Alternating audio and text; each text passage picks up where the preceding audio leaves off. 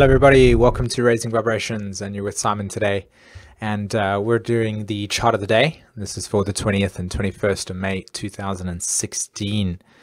I hope this video finds you well wherever you are in the world, and hopefully today's message gives you a sense of sanity in the chaos that we're experiencing at this stage. Now, what really captured what picture you're watching at this point in time, what really captivated the message for me in this picture was the nature of how the energies are fluctuating between clarity, calmness, a sense of okay, everything's flowing, to massive crisis. Oh my gosh, how are things working in this point in time? And maybe some people, or a couple of people that I've spoken to, haven't felt that way. I most certainly have experienced it myself. The uncertainty and mutability and change that is occurring in every moment is quite insane, to be honest. I don't know if I haven't been sensitive to energies as much as I have lately, but they are very up and down at this point. And even though this picture itself doesn't actually capture the essence of what God takes on when the psyche opens up to the change where chaos starts to just take place, you know, I try to sort of capture that with the ocean over here, but that doesn't do it justice. But this picture does really do or communicate what I want to talk about today, which is this harmonic, beautiful clarity and openness. The moon shines and stuff, but yet the emotions are very there and all over, just being triggered all the time. So here we look at the chart, and the sun's at 29 degrees Taurus, and the sun will tick over into Gemini really shortly. And then we have the moon in Scorpio as well. So the moon's 12 degrees, and on the 21st, the moon will move probably into the end or late degrees of Scorpio. And Scorpio is all about the intensity. It's all about osmosis. It's all about the nature of how we merge with things, but it's also about digging to the beneath the surface of stuff and really getting into the sort of like grit of what is our soul's empowerment and disempowerment. And Taurus is the axis of our inner relationship to ourselves, and how we develop those needs, and how we identify resources, and then how we go and share that with others, and the other way around. So with the moon making its opposition to Mercury at this point, and of course we'll be making an opposition to Venus, and then the sun later on when we hit the full moon, which will be taking place this weekend, I'm not surprised if we're going to have this kind of seesawing experience take place. Because if you have a look over here, let me just get my pointer. As you can see, there's the opposition that's taking place with Mercury. So it can definitely feel as if, you know, your own inner and outer reality with regards to other people is in some way, shape or form feeling a little bit intense or tenseful. It's just because of this opposition that's taking place between these two archetypes.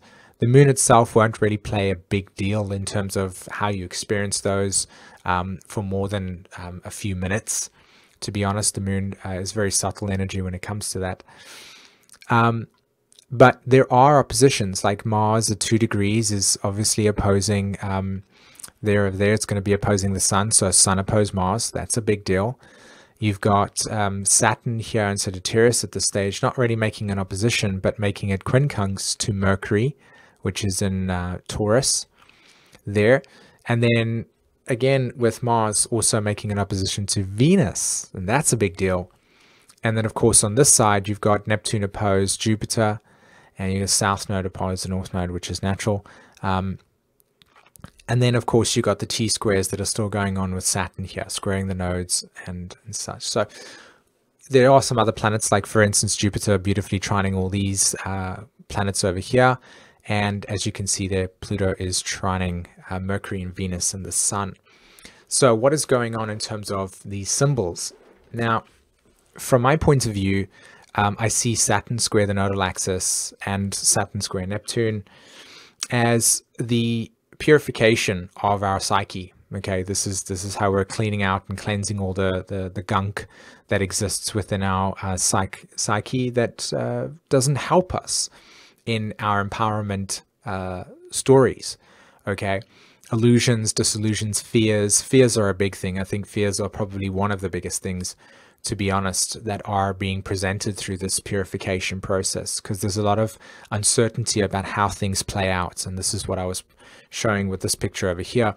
When we go into the ocean, the moon attracts us with its beauty, and yet it hides the subtleness that exists in the ocean, because when we're like everybody, that really looks appealing. It's like, yeah, let's get involved in that ocean experience over there.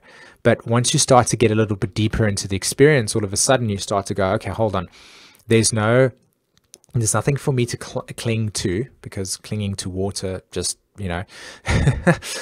so there is a certain sense of panic. There is a certain sense of I've got to trust and go with the flow and allow the tides to present me with direction. And it can be very difficult for a lot of people that have ego attachments to things. And we all have, to a certain degree, ego attachments to certain things that when they are being challenged by this Saturn square Neptune and Saturn square the nodal axis in Sag, there's naturally going to feel this sense of chaos, this sense of uncertainty, or how am I going to go from here? What am I going to do with this? And then Mars is adding itself to the mix here with opposing Venus.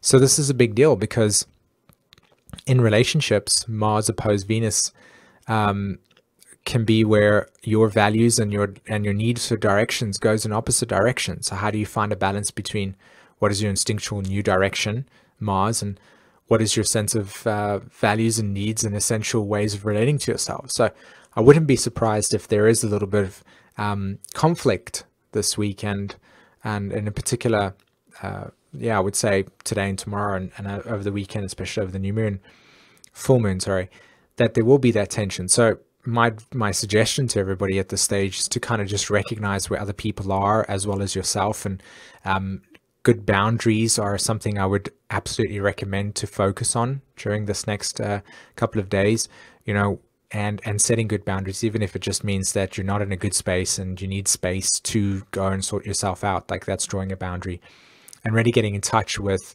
where your sense of identity ends and another person begins at that stage. And that can be quite murky with, of course, Saturn squaring Neptune as well. So Mars retrograde, thank God, because it does mean that we get a time to reflect upon those actions before it happens. But if we haven't been processing or grounding those energies that have been so volatile at this stage, i.e., you're going a certain way, everything's okay, and the next minute there's crisis and panic, and then it's flow, and they're constant on and off switch that's taking place. If you're not working with that and grounding with that and sitting still with it, which is what the Earth trines are about, then there can be a sort of outburst to take place, and other people might be in the way of that outburst. So it's good to know how to take responsibility for those outbursts as you are manifesting them in yourself and they're needing to come out. Okay. All right, guys. Well, I hope that information helps you along with the next 2 days. I'll be sending out the new moon or full moon. I keep on saying the full moon in the newsletter. And if you have not subscribed to the newsletter yet, there is a link in the description below. And I'll also be creating a small video for us to look at regarding how I see the deeper psychological shifting that is taking place with this full moon itself. And finally, if anybody is interested in joining a beginner's course astrology, you can contact me by email and just say I'm interested in it. You can also look at what it entails on my website as well. That's Beginner's Course Astrology. I've got a couple of slots open for some students that are interested in getting stuck in with astrology.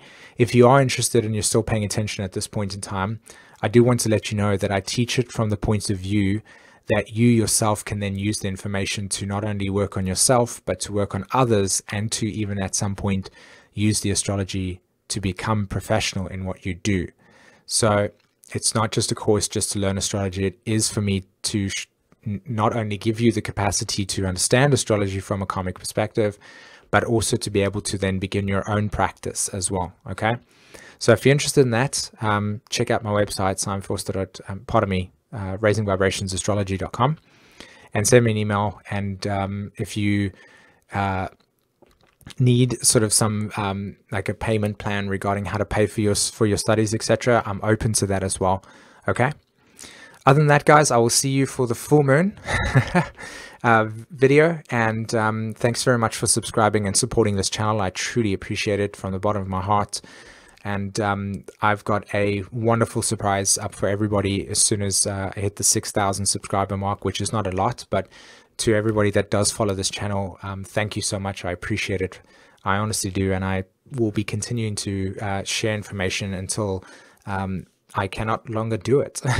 So stay tuned to this channel, okay?